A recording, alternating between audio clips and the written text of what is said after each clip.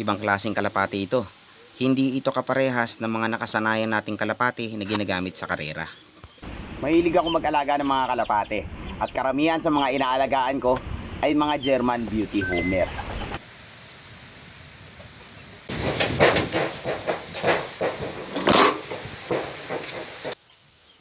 Ito ay breed ng mga kalapati na matatangkad. Mahaba yung kanilang mga binti, liig, at maganda yung proportion ng kanilang ulo. Ito ay dinevelop pa ng mga Germans sa Germany. Pero bukod sa German Beauty, meron din akong inaalaga ang mga cough. Ito naman yung mga maliliit na version ng kalapate, no? Mga fancy pigeon din to, fancy breeds din to. At meron itong mga balahibo sa paa at saka meron tong kulot sa batok. Maliit lang to na ibon, guys, no?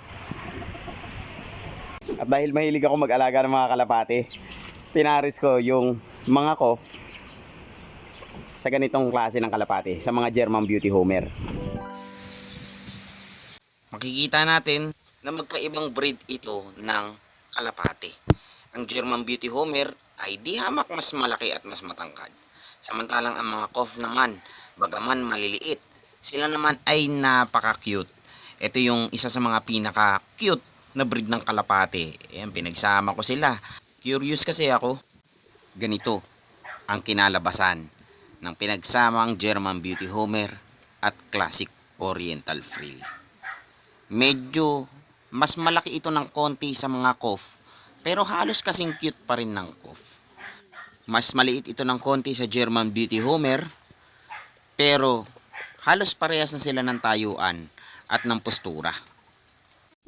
Dito sa kulungan na to, sisilipin natin yung mga breeders na hybrid ng cough at ng GBH, no? So yun yung barako, ito inahin to. Dilute ito, no? Ang tatay nila ay iisa lang, no? So German Beauty Homer, pero ang nanay nila ay magkaibang Classic Oriental Frill. So magkapatid sila sa tatay at yung nanay nila magkapatid yun, parehong Classic Oriental Frill, no? So ang sisilipin natin itong kakaibang inakay dahil meron na namang nagbago sa kanya ngayon.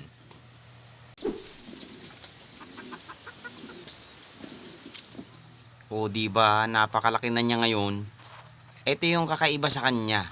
So kung natatandaan nyo kanina, yung kanyang magulang, bilog lang yung ulo. At samantalang ito, kung makikita niyo yung batok niya, mayroon siyang parehas ng pangungulot dun sa mga cough. No, meron din siyang frill sa ulo. Napakalupit, no? Pero hindi ko alam kung meron siya sa dibdib. Basta ganun. Basta kulot yung sa batok niya, meron din siyang balahibo sa paa na parang kaparehas talaga ng cough, guys. No, ayan, no. Ang lupit. Pero ito, guys, mas mahaba ang tuka nito kumpara sa normal na cough.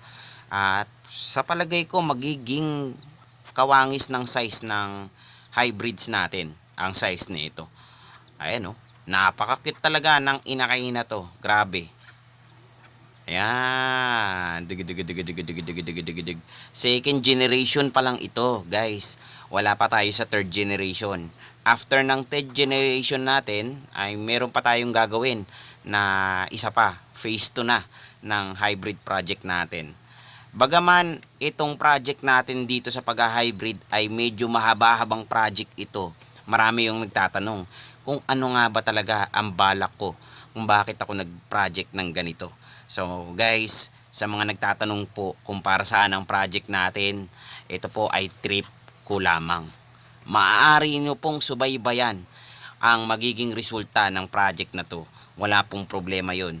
At medyo matagal-tagal pa naman, no? Lagi ko naman niyang ina-update at lagi kong ginagawa ng content ang project na ito natin. Wala akong itatago sa inyo, guys. Kung ano trip ko, yun lang yung sineshare ko. Kaya ko nga ito sineshare sa inyo eh. Dahil trip ko to eh, no? Nilalagay ko siya sa ano at kakaiba na project to. So nakakatuwa, guys, no? Palagay ko ito ay isang pure black na. Balik tayo sa inakay na to, no? Napakalupit, guys. Nakakatuwa na yung progress, no? Mas nai-excite ako sa phase 2, no? So most probably, guys, kasi ganito na rin yung itsura ng third gen, no? At mukhang medyo mas stable na kasi yung third generation. Pero unstable pa rin naman tong hybrid, no? Kasi wala naman tong standard, no? Hybrid lang to eh. Pero ang malaking possibility ay baka makabuo tayo ng bagong breed or ng bagong phenotype ng kalapate. Nakaka-excite yung project na to. So yun lang. Natuwa lang talaga ako sa project natin. Ang ganda na ng kinakalabasan ng Inakay natin yung pag-develop niya, no, napaka-astig.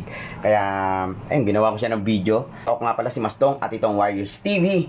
Kita-kits tayo sa susunod na video. Sa mga nagtatanong, mga nais mag-avail o mga gustong bumili ng German Beauty Homer, maaari nyo po kong i-message dito po sa ating bagong Facebook page. Maaari kayong rekta magmensahe dyan sa Facebook page natin para malaman ninyo kung magkano yung mga available na kalapate. Hindi lahat ng kalapate ko available guys ha. No, medyo marami naman tayo dyan. So itong nakikita nyo na kulungan na to, ito po ay ang young bird section. No, marami nagtatanong yung sa young birds, hindi po ako nagbebenta ng young birds. No, yung mga inakay, hindi ko po sila binebenta. Hinihintay ko muna sila mag-develop. So ito naman guys, puntahan natin yung inahin section. So dito yung mga inahin. Actually nandito rin yung mga cough ko tsaka yung ibang hybrids kasi mga inahin sila eh. No, so nandito yung mga inahin natin.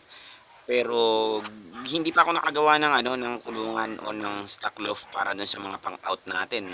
Sa ngayon silip lang muna tayo. So ayan, iba-ibang kulay ng mga ibon natin. At marami din nanghihingi sa akin no ng kalapate. Siyempre, malapit na nga ang December, papasok na tayo sa December, no? So, mamimigay din naman ako ng mga kalapate. Medyo marami-rami din akong ipamimigay ngayong December.